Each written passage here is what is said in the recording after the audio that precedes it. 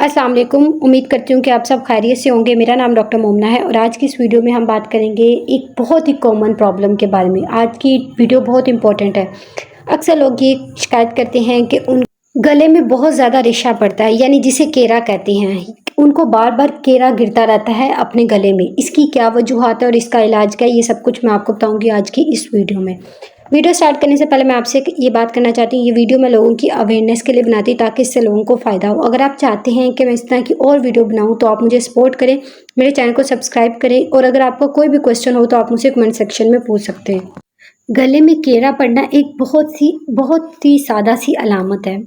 कहने को ये एक सिंपल सी चीज़ लगती है, लेकिन ये आपकी ज़िंदगी को मुतासिर करती है। उसके साथ बहुत से लोगों को ये मसला भी देखा गया, वो कहते हैं कि इस केरे की वजह से उनको जो आगे फैमिली गैदरिंग होती है उसमें जाने में प्रॉब्लम होती है, क्योंकि उनको लोगों के सामने एम्बैरेसमेंट होती है, बार-बार उनको ऐसे अपना गला ठीक करना पड़ता है, तो जिसकी वजह से उनकी जो क्वालिटी ऑफ लाइफ है वो भी ख़राब होती है। तो इस ये है कहने को बहुत सिंपल सी चीज़ है, लेकिन ये किस तरह से आपकी ज़िंदगी को मुतासिर कर रहा होता है।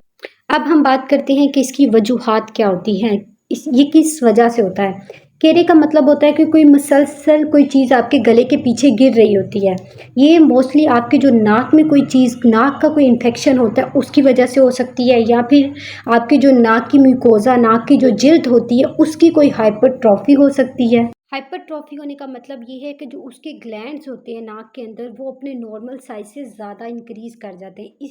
इस कंडीशन को नेज़ल हाइपरट्रॉफी कहा जाता है, जिसे आम अल्फाज में आप कह सकते हैं कि गदूद। हाइपरट्रॉफी मतलब आपके नाक में कोई गदूद हो सकती है जिसकी वजह से आपको ये केरे गिरने का मसला हो सकता है, या फिर ऐसे हो सकता है कि जो नॉर्मल पाथवे होता है जिससे नाक के अंदर से रेशा आ रहा होता है उस पाथवे में कोई डिस्टर्ब हो सकता है, कोई प्रॉब्लम हो सकती है जिसकी वजह से आपको केरे की प्रॉब्लम का सामना करना पड़ रहा है। जब आप डॉक्टर पास जाते हैं सबसे पहले डॉक्टर आपसे ये पूछते हैं कि आपको मसला कब से शुरू हुआ, यानी कि किस एज में जब आपको ये मसला शुरू हुआ था, तब आपकी उम्र कितनी थी, तब थोड़ा था, वक़्त के साथ-साथ ज़्यादा हुआ है, तो किस वजह से हुआ है, ये सब कुछ डॉक्टर आपसे पूछता है। कुछ लोगों में डस्ट एलर्जी की वजह से भी उनको केरा पड़ता है। उसके अलावा कुछ लोग जो स्मोकिंग करते हैं, जो सिगरेट नोशी करते हैं, उस वजह से भी लोगों को ये मसला होता है और बहुत से लोग ऐसे होते हैं जिनको हार्मोनल चेंजेस की वजह से ये प्रॉब्लम का सामना करना पड़ता है। अब आ जाते हैं वो लोग जो इम्यूनो कॉम्प्रोमाइज़ होते हैं, जिनको डायबिटीज़ होती है और भी जो इम्यूनो कॉम्प्रोमाइज़ लोग होते हैं, उनके अंदर ये मसला बहुत ज़्यादा कॉमन देखा गया। अब ये तो हिस्ट्री थी जो डॉक्टर आपसे लेता है, लेकिन अगर आपको इनमें से कोई भी मसला नहीं होता ना, तो फिर आपकी जो एनाटॉमिकल चेंजेज़ होती हैं, जो नॉर्मल पाथवे होता है, उसको देखने के लिए डॉक्टर आपका एक स्कैन करवाते हैं। ये देखने के लिए कि कहीं अंदर कोई एनाटॉमिकल प्रॉब्लम तो नहीं आई, जिसकी वजह से आपको ये केरे का सामना करना पड़ रहा है। अब हम बात करते हैं इसके इलाज की।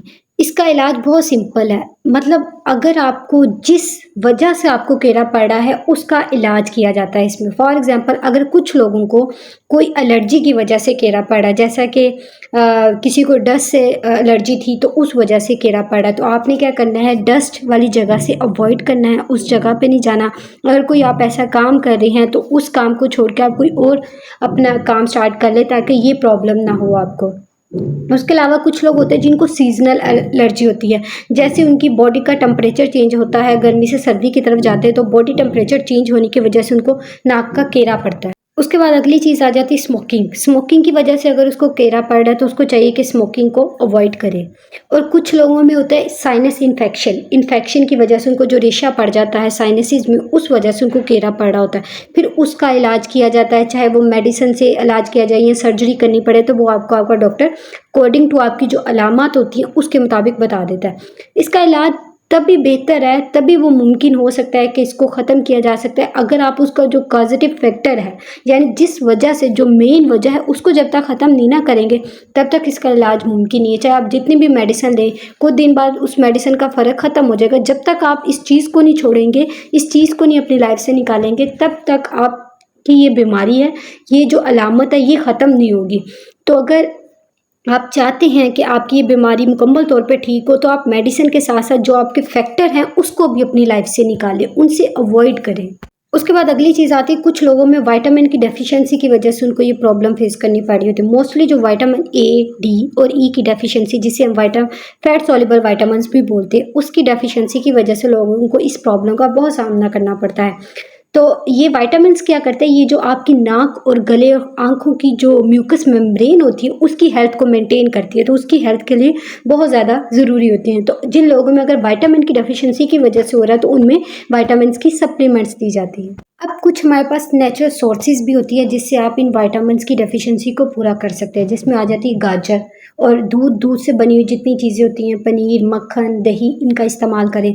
उसके अलावा जो विटामिन ई होता है उसकी कमी को पूरा करने के लिए जो फ़िश ऑयल होता है और जितनी भी सी फूड्स होती हैं उनका इस्तेमाल करें, तो जो आपकी न्यूट्रिशन डेफिशिएंसी है, जो विटामिन्स की डेफिशिएंसी है, अगर वो ठीक हो जाएगी तो ऑटोमेटिकली आपका जो केरे का प्रॉब्लम है वो भी ठीक हो जाएगा।